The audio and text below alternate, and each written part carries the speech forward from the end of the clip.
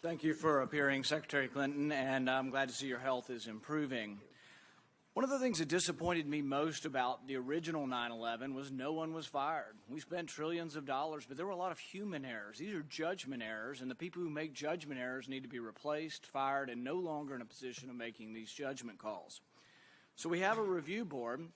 Review board finds 64 different things that we can change. A lot of them are common sense and should be done, but the question is, it's a failure of leadership that they weren't done in advance, and 4 lives were cost because of this. I'm glad that you're accepting responsibility. I think that ultimately with your leaving, you accept the culpability for the worst tragedy since 9/11, and I really mean that. Had I been president at the time, and I found that you did not read the cables from Benghazi, you did not read the cables from Ambassador Stevens, I would have relieved you of your post. I think it's inexcusable. The thing is that, we can understand that you're not reading every cable. I can understand that maybe you're not aware of the cable from the ambassador in Vienna that asked for $100,000 for an electrical charging station. I can understand that maybe you're not aware that your department spent $100,000 on 3 comedians who went to India on a promotional tour called Make Chi Not War. But I think you might be able to understand and might be aware of the $80 million spent on a consulate in Mashar al-Sharif that will never be built. I think it's inexcusable that you did not know about this and that you did not read these cables. I would think by anybody's estimation, Libya has to have been one of the hottest of hot spots around the world. Not to know of the request for securities really, I think, cost these people their lives. Their lives could have been saved had someone been more available, had someone been aware of these things, more on top of the job. And the thing is I don't suspect you of bad motives. The review board said, well, these people weren't willfully negligent. I don't think you were willfully. I don't suspect your motives of wanting to serve your country, but it was a failure of leadership not to be involved. It was a failure of leadership not to know these things. And so I think it is good that you're accepting responsibility because no one else is. And there is a certain amount of culpability to the worst tragedy since 9/11, and I'm glad you're accepting this. Now, my question is the U.S. involved with any procuring of weapons, transfer of weapons, buying, selling, anyhow transferring weapons to Turkey out of Libya? To Turkey? I will have to take that question for the record. Nobody's ever raised that with me. It's been in news reports that ships have been leaving from Libya and that they may have weapons. And what I'd like to know is the annex that was close by, were they involved with procuring, buying, selling, obtaining weapons? And were any of these weapons being transferred to other countries, any countries, Turkey included? Well, Senator, you'll have to direct that question to the agency that ran the annex. And I will see what information is available. And you're saying you don't know? I do not know. I don't have any information on that. And, with respect to personnel, Senator, first, that's why we have independent people who review the situation as we did with the Pickering and Mullen ARB. And all 4 individuals identified in the ARB have been removed from their job. Secondly, they've been placed on administrative leave while we step through the personnel process to determine the next steps. Third, both Ambassador Pickering and Admiral Mullen specifically highlighted the reason why this is complicated because under federal statute and regulations, unsatisfactory leadership is not grounds for finding a breach of duty. The ARB did not find these 4 individuals breached their duty. So I have submitted legislation to this committee, to the Congress, to fix this problem so future ARBs will not face the situation. But here's the problem. The review board has all these recommendations, but there's one thing they failed to address, and I think you've failed to address, and it sets us up for another tragedy like this. They should have never been sent in there without a military guard. This should have been an embassy like in Baghdad in a war zone, and it should have been under military guard, significant military guard, Defense Department command. I don't think the State Department's capable of being in the war zone and protecting these people. I still don't think that. I think another tragedy could happen. I think another tragedy could happen in another war zone around the world. I think someone needs to make an executive decision. Someone needs to take leadership, and with that leadership should be that you shouldn't send them in with no Marines. You shouldn't send them in with Marines that are to guard records, not people. You shouldn't send them in with the same kind of ambassador or embassy staff that you have in Paris. I think that's inexcusable. Well, Senator, the reason I'm here today is to answer questions the best I can. I am the Secretary of State. And the ARB made very clear that the level of responsibility for the failures that they outlined was set at the Assistant Secretary level and below. The administration has sent officials to the Hill more than 30 times. We've given as much information. We've been as transparent as we can. Obviously, we will continue to brief you and others to answer any and all questions that you have about going forward. The reason we put into effect an accountability review board is to take it out of the heat of politics and partisanship and accusations and to put it in the hands of people who have no stake in the outcome. The reason I said make it open, tell the world, is because I believe in transparency. I believe in taking responsibility. And I have done so, and I hope that we're going to be able to see a good working relationship between the State Department and the committee going forward. House Republicans ramping up their investigation into the FBI's handling of the Hillary Clinton email probe. A joint House Judiciary and Oversight Committee probe has 3 witness interviews set for June, the first in more than 4 months. One of the 3 is a supervisor for FBI agent Peter Strzok, now infamous for exchanging anti-Trump text messages with another bureau official. House Judiciary Committee Chairman Bob Goodlatte weighing in earlier today.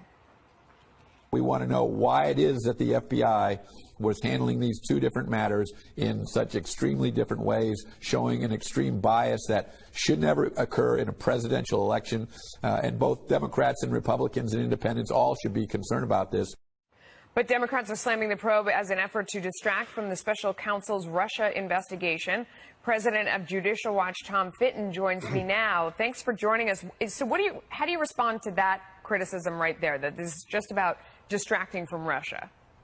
Actually, it's the opposite. The anti-Trump Russia investigation is designed to distract from the real criminality that took place around the election time, which was Hillary Clinton's national security crimes and the cover-up and obstruction in terms of the criminal investigation by the FBI and DOJ into those crimes.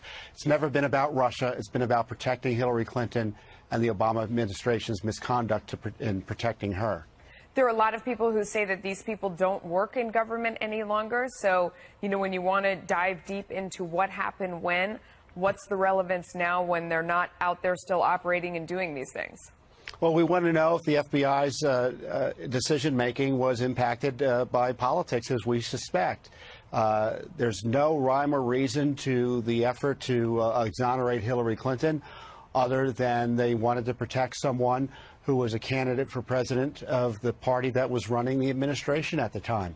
How was the rule of law applied? Was it applied in a way that the American people expected by both the FBI and Justice Department under Barack Obama? And it's an uncomfortable issue, I think, for this administration and this Justice Department and FBI, because right now Comey's rule stands, which was that Hillary Clinton didn't do anything that could have been prosecuted or should have been prosecuted, that the rules against handling classified information weren't violated in a criminal way by her, we all know the controversy about how he applied the law, suggesting he didn't need intent, when in fact there probably was intent, and of course you didn't really need intent in terms of mishandling classified information to have it prosecuted, as other prosecutions have shown. Is that the Justice Department's legal position as to Hillary Clinton? What James Comey said? I haven't heard one way or another. Why not just wait for the IG report? I mean, there are so many different hearings and questions that it tends to, maybe obfuscate what's really going on by having so many different investigations going on at the same time. This latest one, does it really make sense? Do you not have faith in the IG's report? Look, IG reports, in my view, are both cover-ups and exposés at the same time. They may be helpful information and facts in there. Congress has an independent oversight duty in this regard. Judicial Watch doesn't rely on IGs to do the work or Congress to do the work. We'd shut down otherwise. We need many investigations to cover all the bases into this real distortion of our criminal processes to protect Hillary Clinton. Once you have those investigations, though, the frustration out there in the public is it seems like there's no recourse. You know, you sort of find out that someone did something, or you hear about the text messages, or you think, you know, it makes it seem like the fix was in for this one or that one. We find out that, you know, Comey had already written the letter before he even spoke to her. But then nothing happens as a result of that. There's no satisfying conclusion. It doesn't seem like anyone's punished. It doesn't seem like the rules are changed. So with all these investigations, how do you make them mean something? Well, it is frustrating. James Comey was fired. You know, that was in part over his mishandling and abuses related to the Clinton email investigation. So there was some rough justice there. Hillary Clinton isn't president. There was rough justice there. I think the Justice Department needs to step up and take ownership of the Hillary Clinton criminal investigation, reopen it, and take it up. I'm surprised, and as someone who was investigating this through Judicial Watch, who exposed the Clinton email investigation, how many Americans still want prosecutions over this and want her to be held personally accountable. I think we need to put pressure on the Justice Department not to do something political, but to do something apolitical by enforcing the rule of law and not letting an election be an excuse for refusing to enforce the rule of law against someone like Hillary Clinton, who have violated it egregiously. We just found 10 classified emails related to Middle Eastern peace on her system. We had 18 classified emails on the Wiener laptop from her system. Anyone else would have been arrested outright.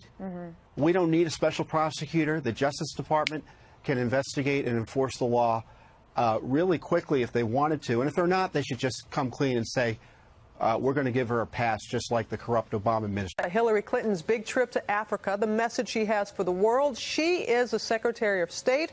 Her husband, former President Bill Clinton, is not. And she made that point loud and clear during a stop in the Congo on Monday. Our senior foreign affairs correspondent Martha Raddatz has a story. It happened during this town hall meeting in Africa. Secretary Clinton was asked a question that instantly angered her. It wasn't the topic of the question, Chinese contracts, it was the follow-up. What does Mr. Clinton think through the mouth of Mrs. Clinton? And what does Mr. Mutombo think? Wait, you want me to tell you what my husband thinks? My husband is not the Secretary of State, I am. So you ask my opinion, I will tell you my opinion. I'm not going to be channeling my husband.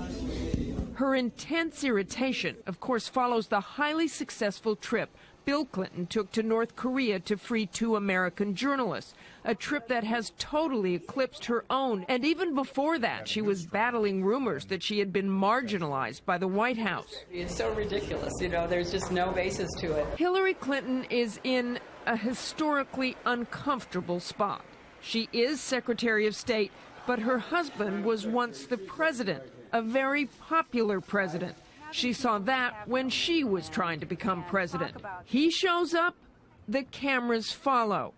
So the Africa question, now that she is the top diplomat. If you're Secretary of State and someone asks you about your husband's view of something, I think any woman would be likely to be upset. Secretary